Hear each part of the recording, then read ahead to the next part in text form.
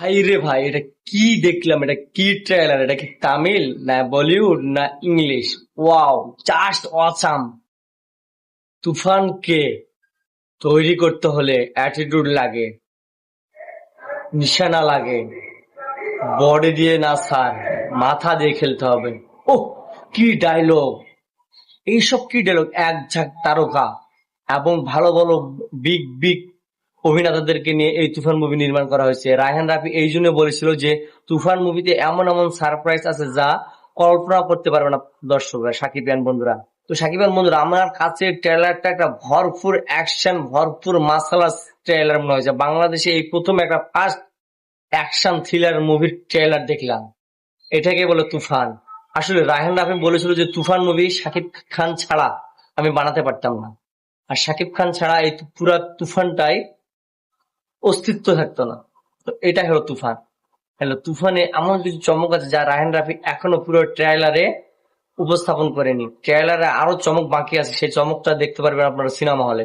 তুফানের যে অ্যাকশন দৃশ্য এবং তুফানের যে লোকেশন, তুফানের যে ফাইটিং দৃশ্য অস্থির। এবং মিশা সওদাগর তো অস্থির ডেলিভারি দিয়েছে তার ডায়লগে।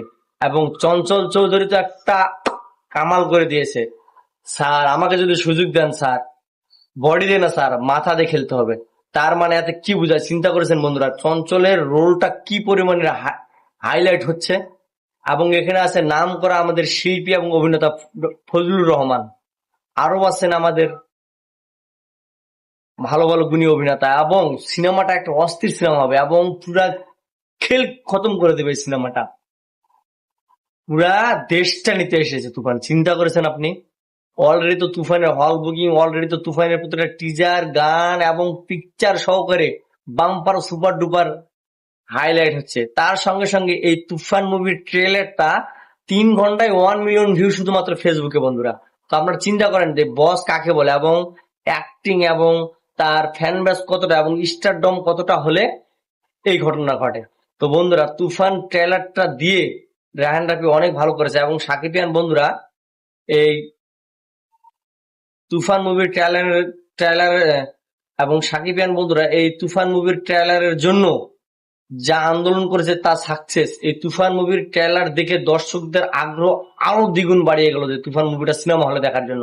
তো বন্ধুরা, এই তুফান মুভি একটা ইতিহাস সৃষ্টি করবে এবং ভরপুর ইতিহাস করবে। তুফান গোটা দেশ নিতে এসেছি, হাফ দেশ না, ফুল দেশ। তো দেখা হচ্ছে ঈদুল আজহায় সিনেমা হলে। অনেক চমক বাকি এখনো বন্ধুরা।